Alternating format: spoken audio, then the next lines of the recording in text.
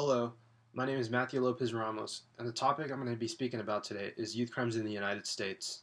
Today I'll be explaining the problems with youth crimes and how they can be prevented in our society.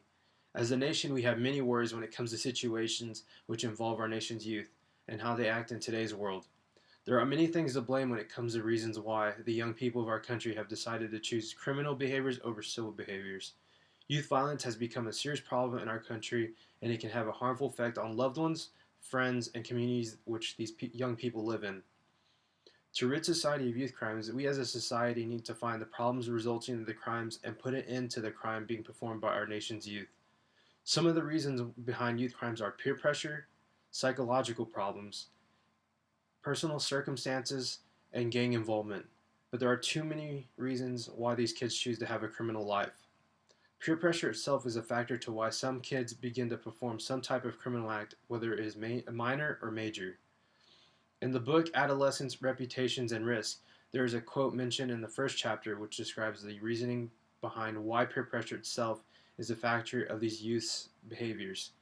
For these young persons, involvement is usually in the presence of a peer audience and as a means of attaining a social identity of choice, generally in the form of a non-conforming reputation. When seeing this quote, all you can hear is that peer pressure itself leads kids to do as their peers do, which leads to the young person wanting to acquire an identity, which are examples of the possibility of being popular or being part of something such as a group and having a sense of belonging. Personal circumstances can also play a role in how a child's behavior is affected and how it can result to risky behavior.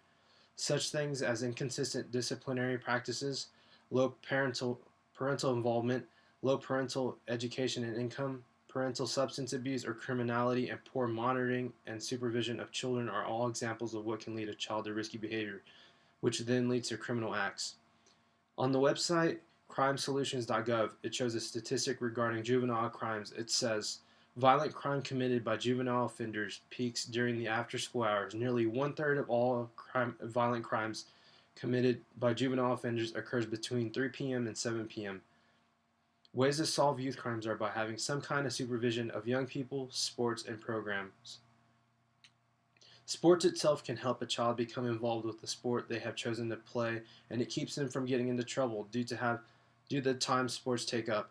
It also leaves no time to goof off or get into the trouble the child could have possibly gotten into.